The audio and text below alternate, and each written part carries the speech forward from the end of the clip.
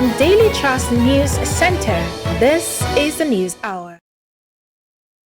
On News Hour tonight, all is set for Ekiti State governorship election on Saturday as INEC deadline for submission of presidential and National Assembly election elapses. Supreme Court upholds use of hijab in Lagos schools. Monkeypox hits Adamawa State, 5 cases confirmed. And away from Nigeria, Ukrainian president hails EU backing for membership as historic. Hello and welcome to News Hour on Trust TV. I am Tyrone Ifade. We begin with politics. Ahead of Saturday's governorship election in Ekiti State, the Nigerian police force have embarked on an aerial patrol of Ado-Ekiti, the state capital, as part of its confidence-building measures. The police, alongside other sister agencies, also embarked on a show of force in the capital and other major towns in the state. A visit to the State Office of Independent National Electoral Commission showed heavy deployment of defense, security, and intelligence personnel around the premises. The report. Candidates of the 16 political parties will contest in the Ekiti governorship election on Saturday that many say will be a litmus test for 2023 election. The state incumbent governor, Kayode Fayemi, is completing his second tenure and therefore not eligible for election. Election officials and security agents are seen making last-minute arrangements for the conduct of the election. Chijioke Obodo is a resident of Ekiti and he said he is ready to vote. My name is Pastor Chijioke Obodo. I'm thanking God for another opportunity He's giving us here in Ekiti State to vote. And I want to say that personally, I am prepared. And in Ekiti, we are also prepared to vote for the candidate of our choices. Onyekamba is my name. By special grace of God, we are ready to vote. My advice for the state is I urge every one of us to come out in mass and vote for our candidate of your choice tomorrow, by God's grace. With dispatch of election materials by the electoral umpire, security presence is visible in all 16 local government areas of the state. Deadline given by the Independent National Electoral Commission, INEC, to political parties to submit names of presidential candidates and their running mates, as well as candidates contesting National Assembly elections, has elapsed. INEC had earlier opened its portal for political parties to upload names of their candidates. The portal automatically shut down by 6 p.m. this Friday. 18 registered political parties are contesting in the presidential and National Assembly elections scheduled to hold on the 25th of February 2023. While PDP had Atiku Abubakar as presidential candidate with Ifeanyi Okowa as running mate, APC will have Bola Tinubu as presidential candidate and Kabir Masari as running mate. Labour Party has Peter Obi and its candidates with Doyin Okupe as his running mate, while NNPP is fielding Rabiu Kwankwaso as its presidential candidate. Other parties like SDP, PRP, AAC, ADC, and NRM, among others, have already named their candidates. The Independent National Electoral Commission, security agencies, and other relevant stakeholders have been charged to ensure inclusion of persons with disability in the forthcoming governorship election in Osun State.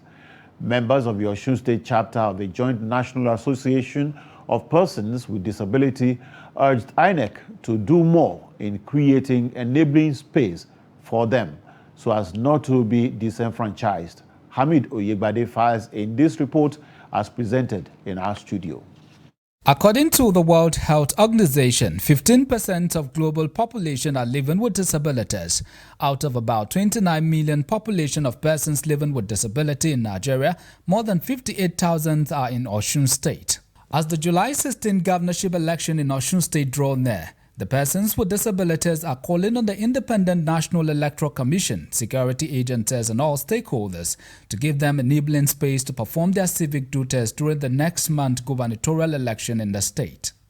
Call on INEC, government agencies and all concerned agencies to please, by virtue of responsibility, allow people with disability the space to participate in election process in this country, because these people are also part of the society and they need not be disenfranchised. Muibat Sanusi called on INEC to grant priority to voting. As they're looking at me, I'm an albinism, so sun is not our friend. So our skin is not sensitive to sun. Another thing is, when you look at the polling unit, we want the polling unit to be accessible for the PWD voters, because so that it will encourage us in voting. Kehinde Onitiju appealed to politicians to give concession to persons with disability to be able to contest for elective position. We must be voted for a person, and another person must be voted for a person with disability. So that is what we call inclusive. And we are appealing to all Nigerians that person with disability, we are very important in the society, especially in terms of electoral process and political process too, because we have all the same equal rights, and we are performing our civic right.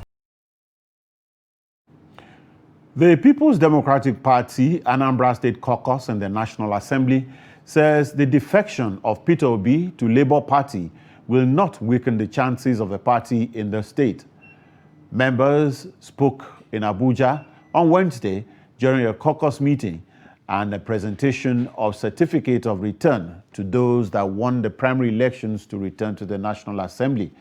The lawmakers said the PDP remains strong in the state, irrespective of who is leaving the party, while promising to work with Governor Charles Soludo in the interest of Anambra State, despite belonging to different political parties. The PDP lawmakers, both in the Senate and House of Representatives, thanked the people of the state for the confidence reposed in them and promised to deliver more dividends of democracy to the people. This today, we want to assure our supporters, the PDP family in Anambra, that they have done the right thing by voting for us, and so we're very grateful for the delegates that voted us. We say big thank you to them to have the Igbos participate at the national level. Now, candidate that will take us to that national level clearly has to be at the majority party. We are the majority party. Governor is the governor of our state. He's our father. We respect him. We are all his children. He has to support us, and we are going to succeed. We are cooperating with the governor. We don't have problem. We are just one family as well. I want to thank the good people of Oyi and Ayamen Federal Constituency, more especially the delegates who deem it fit to vote my very humble self, Honorable Barrister Vincent Ekene Ofumelo. They call me Talk and Do in my locality. You know that politics is local.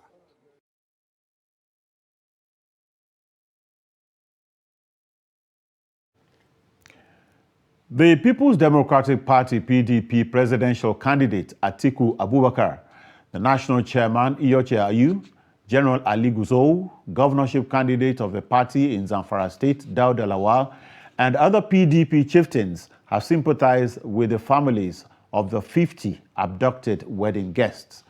The chairman of the PDP Elders Forum in Zamfara State, Ibrahim Bogobri, who delivered the empathy messages to the victims, described the abduction of 50 wedding guests as unfortunate, worrisome to the party and Nigerians of good conscience.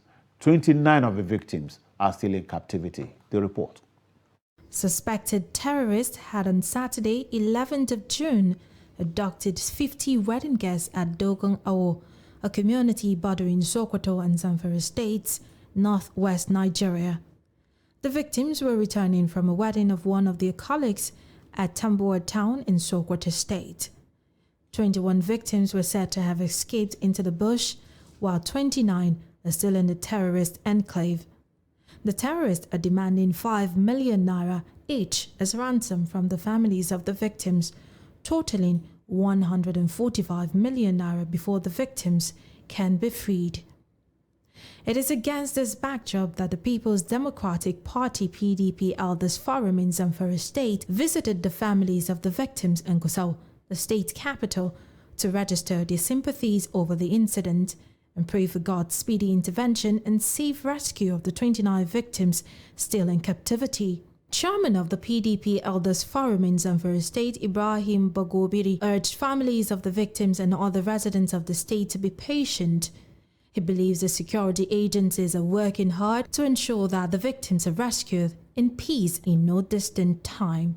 I am here to sympathize with our people, with our sons, with our brothers who met unavoidable fate some days ago. It was their wish to be here in person to sympathize with us. But because of circumstances beyond control, they cannot avoid that. So we are preventing them. We wish them quick rescue. We wish them under guidance. We wish them under protection wherever they are.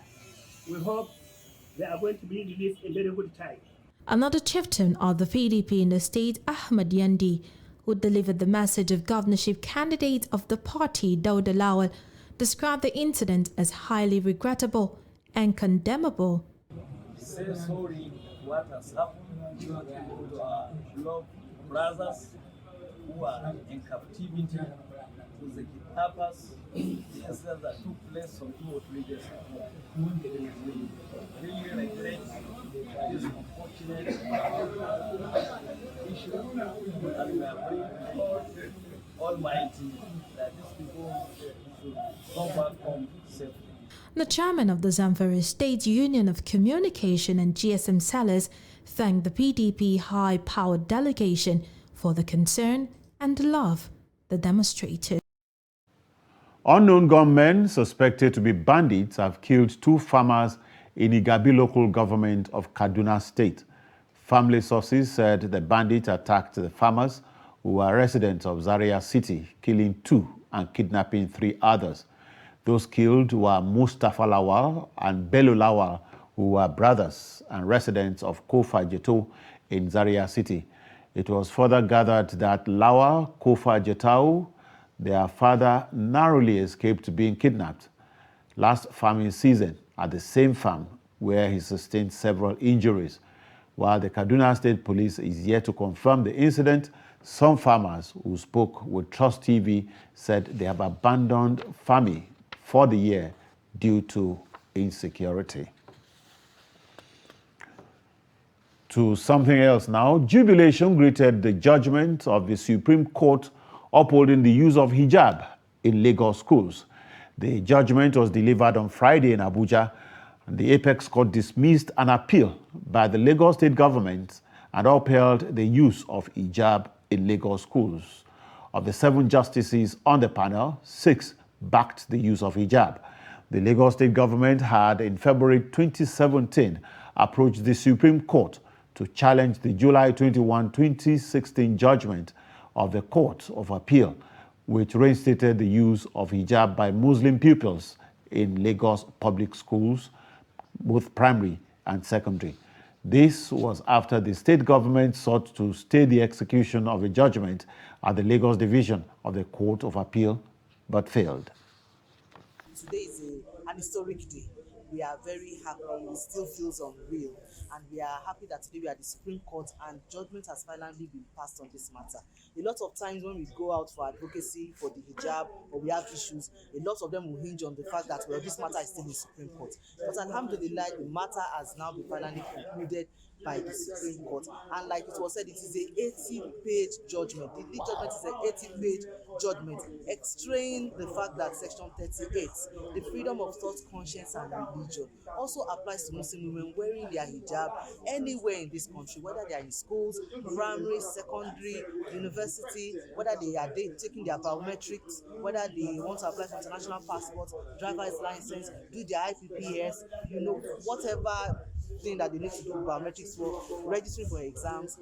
This judgment covers everything. So Muslim women should not be discriminated against. We are part of this community. We want to contribute our own positive quota to our dear country, Nigeria.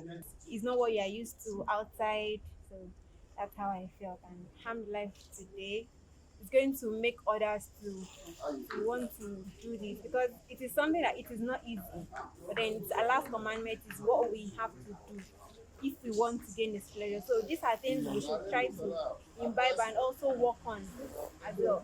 We should also know that victory, it can be very challenging, but when it comes, it's very sweet and exciting and ecstatic. So I pray Allah assist us and also reward all those who have been in this journey for the past 8 years, because it was not easy. They need to use hijab. That's the constitutional right, and they can exercise it. I wish to tell the Lagos State government that they should, as a very responsible government, start to implement the judgment immediately. And they should tell their officials in various schools throughout Lagos State to stop denying our Muslim students, our female Muslim students from using hijab on their school uniform. It's our right. The federal government says it remains committed to addressing the plight of out-of-school children and other vulnerable young people in Nigeria using the platform of the At-Risk Children Program, ARCP. Both Deputy Governor of Kaduna State, Hadiza Balarabe, and Special Advisor to the President on Social Investments, Miriam Weiss, believe that the program is critical in securing a sustainable future for underserved children and vulnerable youth in Nigeria. They spoke in Kaduna at the closing of a 3-week capacity building program for 649 ARCP youth facilitators drawn from the 23 local government areas of Kaduna State. The report. At-Risk Children Program, ACP, is a federal government initiative under the Office of the Vice President in collaboration with development partners. The program is designed to empower youth facilitators with the necessary tools as well as wherewithal that they need to effectively engage, empower, and nurture the primary beneficiaries of the scheme. Kaduna State Deputy Governor Dr. Hadiza Sabuwa Balarabe says the program is geared towards addressing issues of street hawking, people living with disability, orphans, and other vulnerable children in the state. If at-risk children are not catered for, this dream will not be realized. Already, many youth still roam the street with only the desire to engage in drugs and other acts of criminality. Earlier, the Special Advisor to the President on Social Investments, Mariam Uwais, said the program is targeted at the community to create hope to the lives of the at-risk children. We're trying to create an army of competence and capacity at community level. A lot of these children have been without hope. They don't have any skills. They don't have any education. We're trying to create mentors for them, people that are skilled, who are trained, to be able to nurture them. First Lady of Kaduna State, Hajia Hadiza Ismail Rufai, and the state's Commissioner for Human Services and Social Development, Hajia Hafsat Muhammad Baba, were optimistic that ACP will drive systemic change and address the concerns of at-risk children in the state. And that the standards of living in our rural communities and parts of the urban communities will be improved through the empowerment of the identified children and young adults. Facilitators have been trained, and they in turn will mentor at-risk children. You all know how important it is for us to mentor our children so that they do not fall by the wayside. Kaduna State is the second state after Gombe to commence the implementation of the At-Risk Children Program. Lami Sadiq for Trust TV News, Kaduna. On a solemn note, victims of the attack on St. Francis Catholic Church, Owo, Ondo State, have been laid to rest.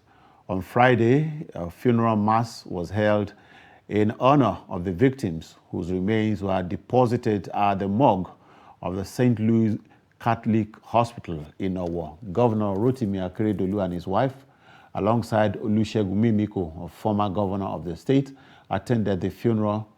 And some clergymen, including Bishop Jude Arogundade of Ondo Catholic Diocese and Bishop Matthew Kuka of the Catholic Diocese of Sokoto, were also in attendance.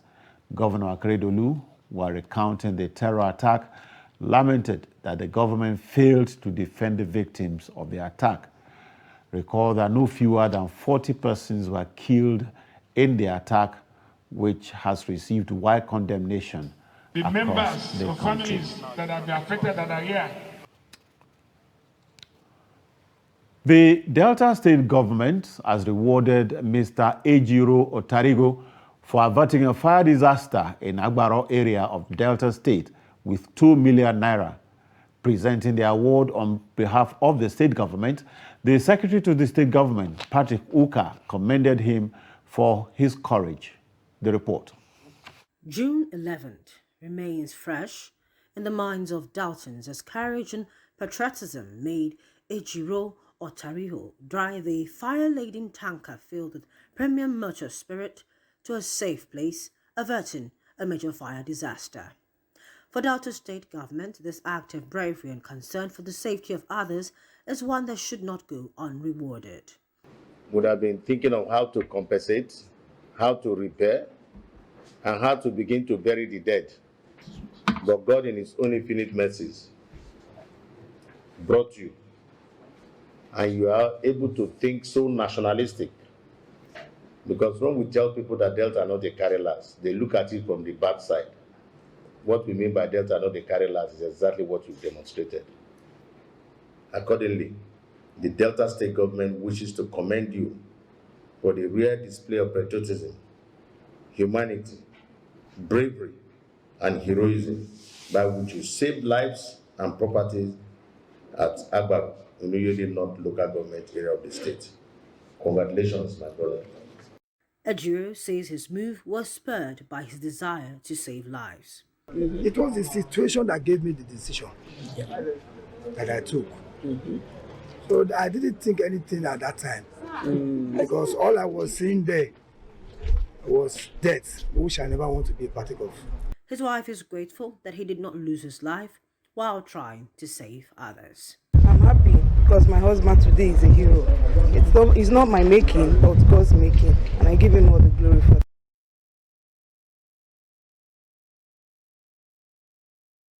You're watching News Hour on Trust TV. Coming up after the break, explosion in mining activities in Nasarawa. Stay with us.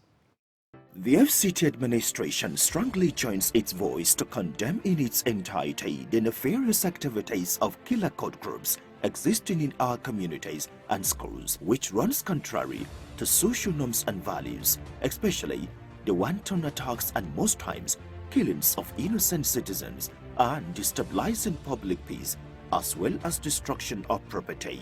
This is why the FCT administration is appealing to parents, guardians, community and religious leaders to join the FCT authority to eradicate cultism and bullying out of our communities and schools, especially in the Federal Capital Territory. Anyone caught in this unwholesome, barbaric and uncivilized act will be dealt with in accordance with the law. The FCT administration, under the leadership and watch of the Honorable Ministers, will not allow cultism and bullying in the territory. To be forewarned is to be forearmed. Every patriotic Nigerian should hear this. Any politician who means well for the people will never allow themselves or their supporters to engage in any violent, destructive activities. No politician who truly wants to serve the people and develop the nation will encourage his followers to destroy properties or take human lives before, during, or after the elections. The Nigerian public must watch out for these traits and isolate any politician who encourages supporters to engage in violence. No genuine politician or patriot will cause trouble and seek to destroy the very society which they aspire to lead or develop. Politicians who have the good of the people at heart will not allow themselves or their followers to engage in violence, destruction of properties, and then taking of lives. Be vigilant. By their words you shall know them. Shun violence. Stay away from politicians who want you to do so. Let's join hands to make the 2023 elections peaceful. This message is from the National Orientation Agency, NORA.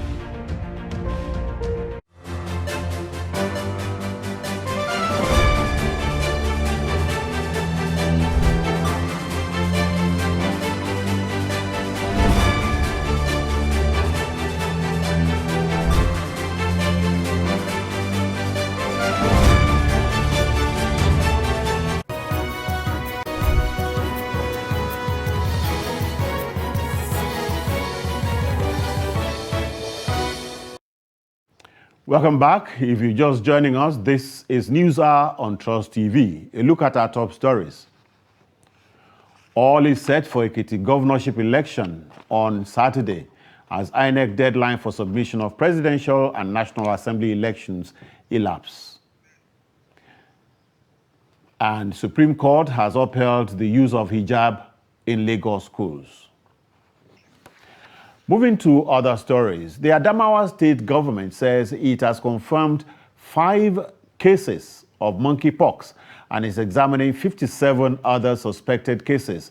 The Director of Public Health in the State Ministry of Health, Dr. Celine Lowry, who disclosed this in an interview with Trust TV in Yola, says the 5 cases were confirmed on June 12, 2022. Salis Lawan has more.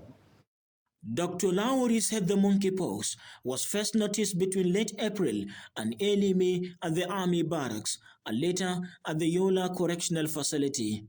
She explained that so far the disease has been confirmed in 2 local governments of Yola North and Yola South. She explained that till date, the spread of the virus cut across 2 metropolitan local government areas of Yola North and Yola South.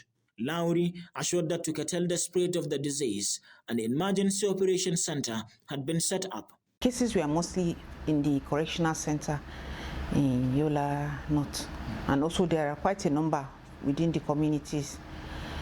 So on receiving the reports, we immediately mobilized and entered the locations, and they were fumigated, and then some commodities were provided to maintain hygiene amongst the inmates and also within the community. Provisions have also been made for treatment of the cases at the Infectious Disease Center in FMC. While lamenting the lack of information on the disease, the director called for proper sensitization among the people, warning that monkeypox is highly contagious, other that infected persons should be isolated and proper hygiene maintained to avoid further spread. This disease is mostly prevalent amongst males than females. Yeah, and also within the age group, they said that didn't get the smallpox vaccination.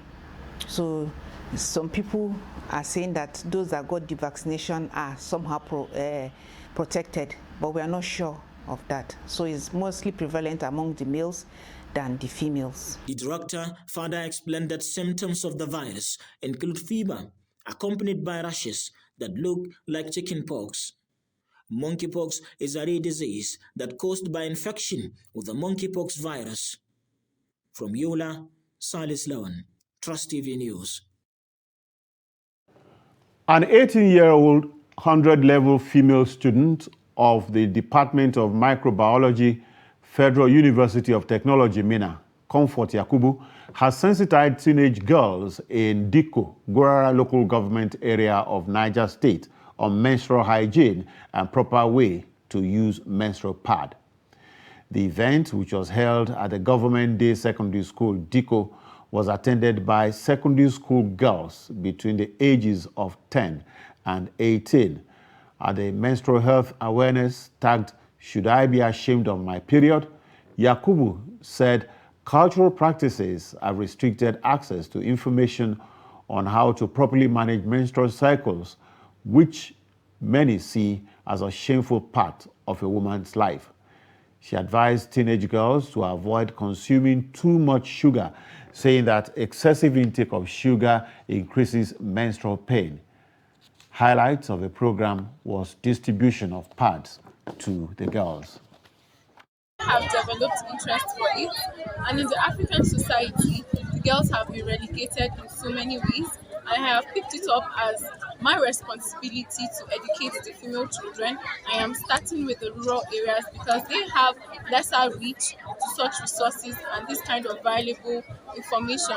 So I am privileged to have the opportunity to learn this, and I am using the opportunity to pass it on to other people. My advice to the general society, especially the girl child, is that you have so many exploits to do in this world. Menstruation, most especially, is something that so many people shy away from. I advise you all to come out of your shell and do exploits, because menstruation will not relegate you in doing anything. Instead, it will provide avenue for you like this. I learned how to use pad.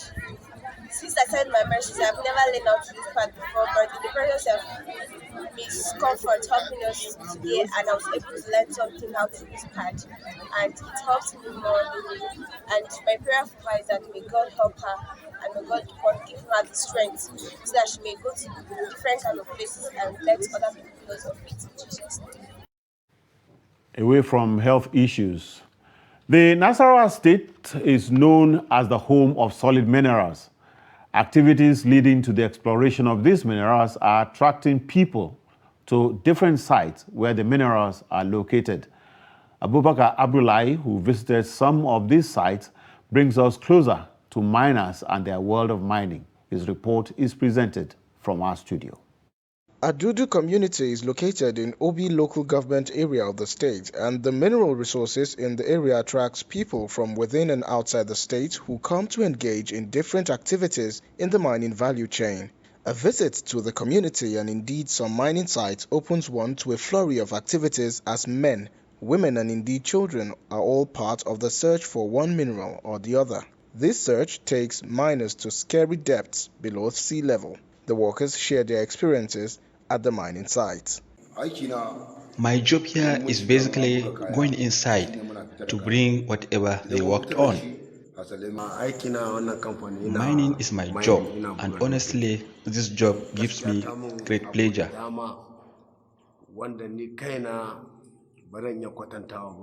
And I benefited immensely from it. People appreciate what we do here. Abdullahi Isiaka, who is one of the site supervisors, explains some of the processes involved in exploring these mineral resources in the mining sites. This is the way we are getting these materials. The way we are producing it, this is the road that you can follow here to Uganda. The place that we are producing zinc and lead. Here, this place, if you just cross this border, is what I'm saying. Then you just go direct to the pit. If you go direct to the pit, we are producing lead, the quality lead, what is called cosmetic lead. A geologist, Aliu Muhammad, tells Trust TV why the state has witnessed an upsurge in mining activities in recent times. At the moment, due to the economic situation in the country, this seems to be like one of the best options to go into because of the accessibility, considering the fact that this is the home of solid minerals, so there is high abundance of minerals around here. Mining activities are not without health hazards, especially on children. Mohammed explains some of the risks as well as some precautionary measures miners could take to stay healthy. You see, actually a long-term stuff. It doesn't just happen like immediately. It takes like years to come. You begin to find some deformities in birth. You know, the parents that work there for a very long time, or people that take water, or it depends. We begin to see some deformities in the children, but it hasn't been discovered yet around here. But maybe on the long run, 20 years, 25 years, it could still happen, it may not still happen. The radioactive element in the areas mostly around Nasarawa State and all these places, is not actually high. Deputy Director, Mining Department in the State Ministry of Environment, Ibrahim Yahya, says the department is taking measures to prevent residents from the negative effects of mining activities in the state. Before you start mining proper, you must at least develop a report on how to do the mining, how to do the excavation, and how to do the refilling of these mining spots. So all these things that we're talking about are some of the things that we are emphasizing on every mining company that comes to mine in Nasarawa State. You must provide all these reports and must tell us the plans on how to excavate and how to plan after excavation. He acknowledged that the sector has become a source of livelihood to many, especially youths and women, hence the increased activities around the sites. The Central Bank of Nigeria has continued its intervention in agriculture to boost food sufficiency across the country. And as a way of encouraging more people to embrace farming, the bank on Friday recognized farmers for their diligence in loan repayment under the Agriculture Credit Guarantee Scheme Fund. Yusuf Akogu was there and now reports. The Agriculture Credit Guarantee Scheme Fund was established in 1978 during the administration of the then head of state, General Olusegun Obasanjo. The fund, which was meant to help peasant farmers improve output, kickstarted the Operation Feed the Nation program of the administration. However, over the years, the low level of awareness has prevented the scheme from flourishing. It's actually a country-wide intervention. Every farmer in every state knows about it. Even the DMBs. The only challenge we have now is that the DMBs had for some time, neglected it, and now microfinance banks have taken that mantle, and they are the ones that are running it now. And the microfinance banks are the ones that are situated in the rural areas that are accessible to most of the farmers that cannot come to the town. CBN is trying all their best right now to use it to encourage youths to go into agriculture because of the level of rebates that is attached to the program. For those who are able to obtain this credit level and they're able to pay back on time, they enjoy. I mean, it's a sort of encouragement for them, and this kind of intervention is very good. Aside from low awareness, other factors have worked against the success of the scheme. The whole issue is, how to get to improve the credit worthiness, so to say, of farmers. In this country, as we all know, we have this, do I call it mentality, that people don't want to pay back loans. And we have situations whereby funds or loans are even diverted to other ventures. And agriculture is one area which some banks or most commercial banks do not want to go into because of its own perceived risk. And as a way of keeping the scheme alive, the CBN annually rewards farmers and financial institutions that have distinguished themselves under the scheme. The winners of this year's award are urging farmers across the country to take advantage of the scheme within their localities.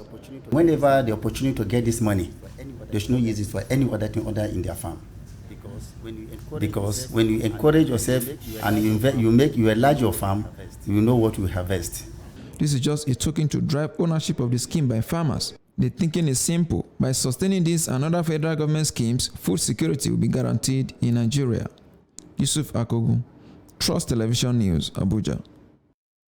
The Nigeria Customs Service in Katsina State has recorded a decline in the seizure of contraband goods since the reopening of Jibia border. It says going by the previous anti-smuggling records, the command had confiscated the lowest number of prohibited goods in 2 years. Abdullah Yamadi has details of the report. The Customs Authority in Katsina largely attributed the drop in the numbers of smuggled goods to the reopening of Jibia border, which provides opportunity for legitimate export and import against smuggling through illegal routes. Since the reopening of Jibia border almost 2 weeks ago, the Katsina State Customs Command is proudly saying it contributed over 100 million naira into the Federation account.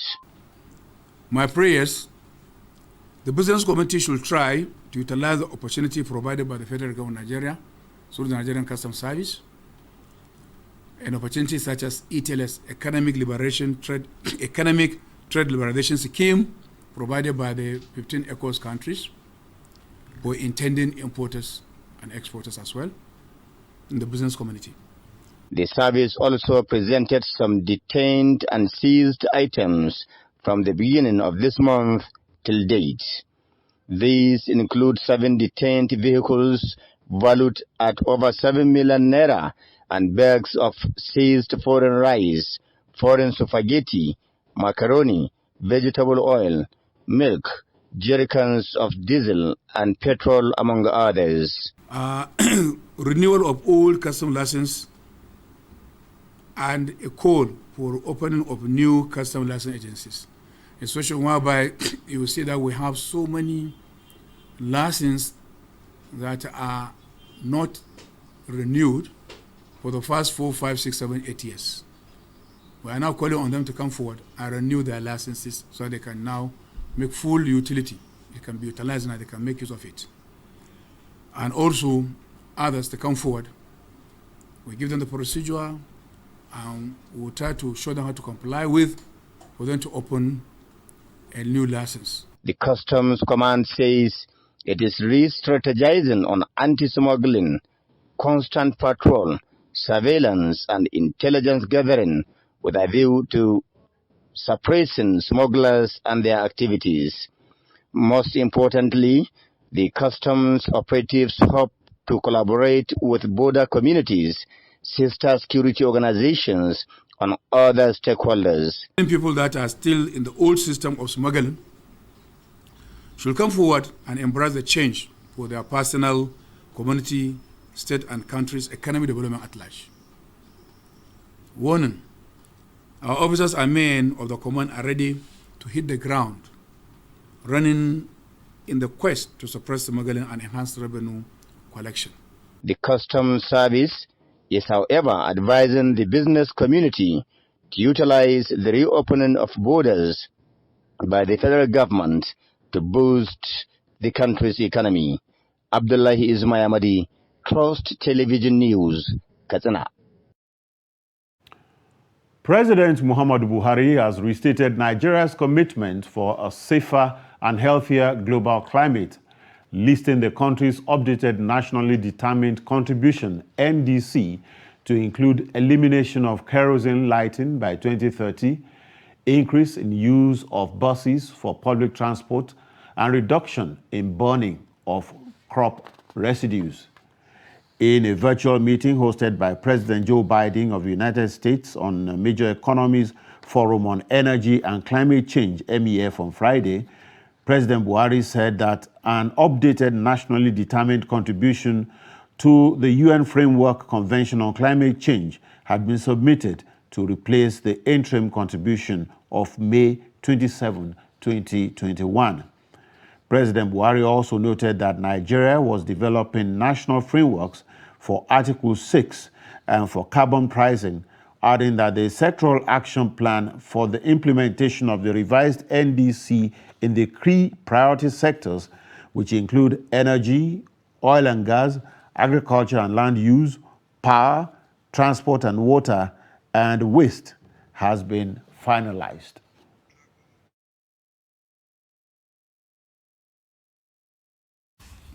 Our plan aims to improve air quality and reduce Nigeria's contribution to climate change through 22 specific mitigation measures in 8 source sectors: transportation, cooking and lighting in household, industry, waste, oil and gas, agriculture, power and hydrofluorocarbon, as well as adoption and the ratification of the Kigali Amendment to the Montreal Protocol aimed at phasing out hydrofluorocarbon emissions.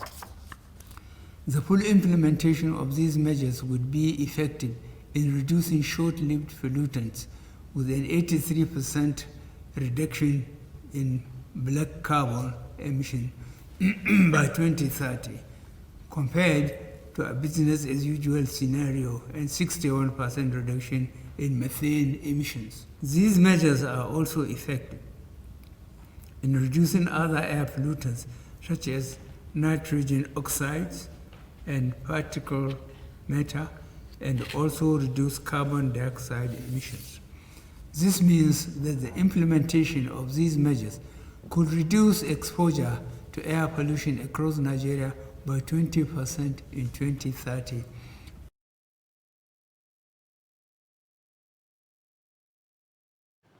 You're watching News Hour on Trust TV. We'll be back after the break. Daily, we bring you updates around politics. People like you who are very young, you have no future. Anybody now who is 30 years, if what is happening to the continues, by the time you are 60, you will have no country.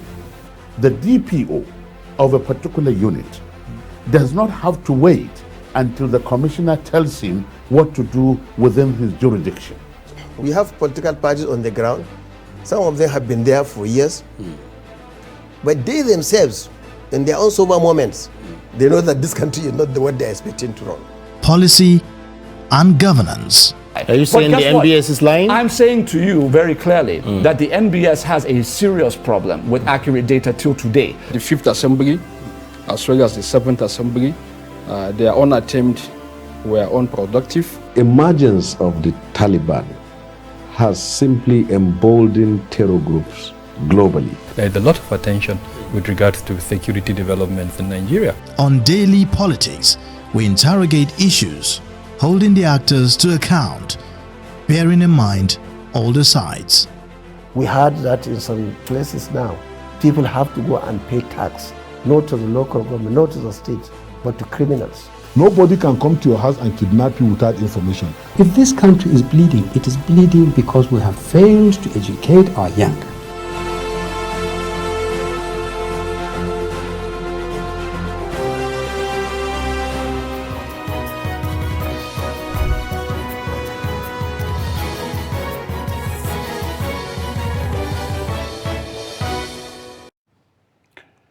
The House of Representatives on Thursday requested an update on the utilization of budgetary allocation for the equipment of the Nigerian Army, as well as the recruitment exercise conducted over the past 5 years.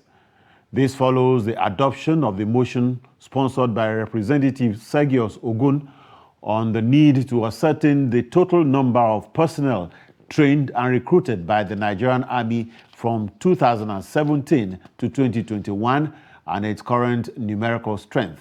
The report. Sections 88, subsection 1 and 2 of the Constitution of the Federal Republic of Nigeria 1999 as amended empowers the National Assembly to conduct investigations into the activities of any authority executing or administering laws made by the National Assembly. In his lead debate, Representative Sergius Ogun acknowledged that the Nigerian Army and the armed forces of the Federal Republic of Nigeria have been overstretched by the fight against insecurity in some parts of the country, which poses a threat to the peace and unity of Nigeria. The lawmaker is worried that, despite several personnel recruitment exercises conducted by the Army and the huge financial resources appropriated by federal government for its equipping, the Nigerian Army ranks 35th in the World Military Strength Index report for 2022, as released by the Global Firepower. I have been to a recruitment camp in Kano, Fagori Forest, where they recruited about 10,000 people. And that was the second recruitment in that year. And they told us they are going to move it to 3 that do recruitment 3 times in a year. That will be turning up about 30,000. On his part, Representatives Ahmed Jaha noted that, apart from the contributory pension scheme, an individual Army officer is entitled to insurance cover equal to 3 times of annual emoluments of that officer. He alleged that Nigeria is operating without data and figures for organizations to rely on in order to help these agencies. As part of the Contributory Pension Scheme Act, individual Army officer is entitled to a insurance cover equals to 3 times annual emolument of that particular officer. So it would not be good for the public to say that the House does not know how many, the stronghold or the numerical strength of the Nigerian Army. That will be an indictment of the House. We do know it, but we need to update from the last recruitment. Chairman House Committee on Army Abdulrazak Namdes described as unfortunate the allegation that the House doesn't know the number of personnel in the Nigerian Army. To this end, the House mandated its Committee on Army to ensure compliance with the resolution and report back within 4 weeks for further legislative action. We know the number of the personnel in the Army, but there are additions every time. Mr. Speaker, each year we have never recruited more than 5,000 personnel recruits, because even the facilities in the depot cannot handle beyond 5,000. Also, at the plenary, the House tasked authorities of the Nigerian Police Trust Fund on the need to rehabilitate and furnish the Soro Divisional Police Station, Bauchi State, which the Boko Haram terrorists destroyed.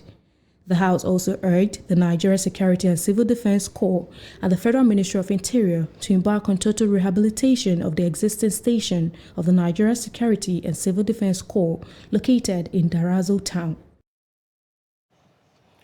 Former military governor of Borno State, Abdulmumin Aminu, who is also national president, Sugarcane Producers, Processors and Marketers Association of Nigeria, says the cultivation of sugarcane will reduce the rate of Boko Haram, kidnapping and banditry activities across the nation. Colonel Aminu stated this at a one-day sensitization program on the adoption of good agricultural practices in the sugarcane value chain in Lafia, the Nasarawa state capital. He said if properly engaged, the youths will spend a greater part of their time in the venture instead of being lured into unwholesome activities due to idleness. Earlier, the state chairman of National Sugarcane Producers, Processors and Marketers Association of Nigeria, Ibrahim Aka Mohammed, said their expectations is to boost agricultural production, particularly in the area of sugarcane, both for local consumption and export purposes. Processors and Marketers Association of Nigeria is a new association in Nigeria. This is the first time it has been established in this country. Even though it's new by name, but I believe we are strong in action. Because right from the word go, we're able to go around this country through our various chairmen in the states to establish or register our members. We have hundreds of thousands of members in the association now. And at the moment, through the Central Bank of Nigeria, we are making effort to secure loan facilities for our members for the production of sugarcane all over the country. Our expectation at this moment is to see how we can boost agricultural production, especially in the area of sugarcane, so that it can be a precedent to other farmers in other sectors of the agriculture. In view of that, our national president was in the state yesterday to carry out a familiarization tour of the state, and we decided to identify the major agrarian area where sugarcane production is highly visible with a good yield. We pay a courtesy visit to the emir of Away yesterday with rotation of seeking for his support towards Dangote Group of Company, which has a subsidiary of Nasarawa Sugar Company Limited, for our member to be their sugarcane farmer so that they can come in as off-takers.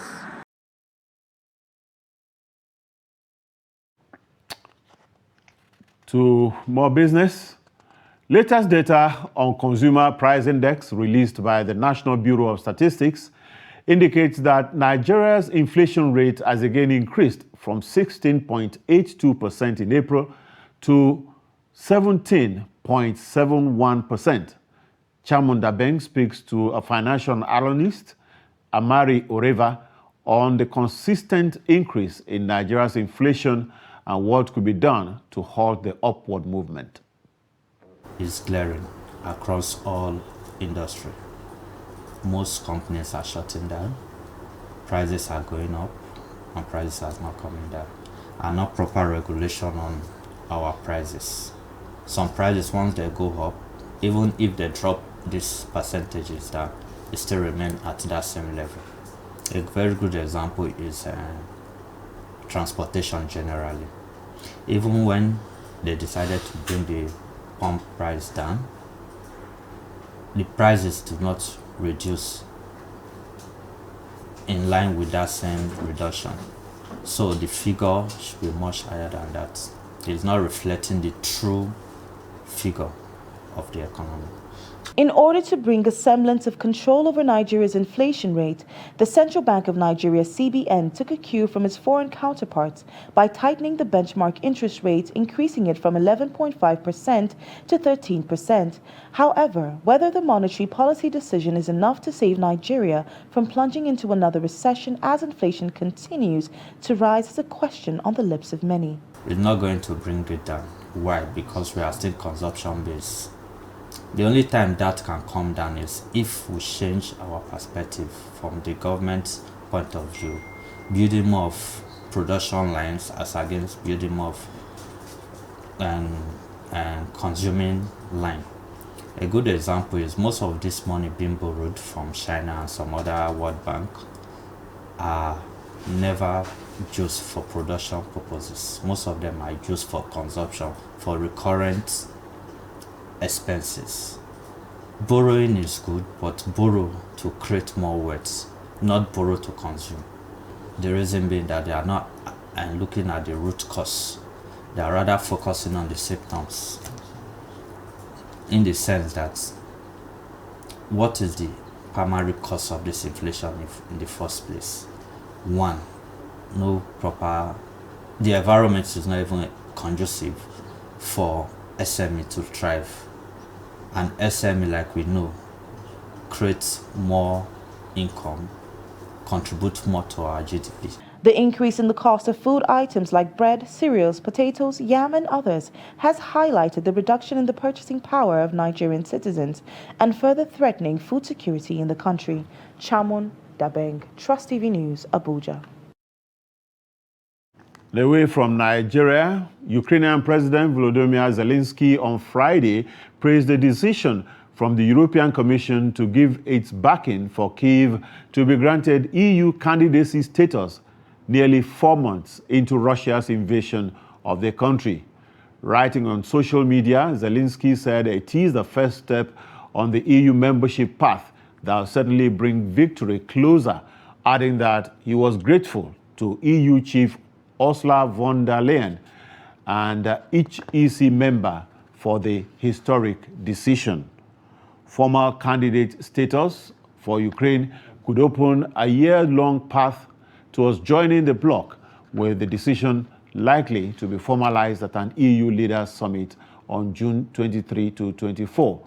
Ukrainian Foreign Minister Dmytro Kuleba and the country's ambassador to the United Nations, Sergiy Kstytia, described the EC's backing as European history in the making in a post on social media, and called for Ukraine to be granted full candidacy status. And that's all on NewsHour from us at Trust TV. Join us on all our social media platforms. I'm Deron Ifade. Have a wonderful weekend.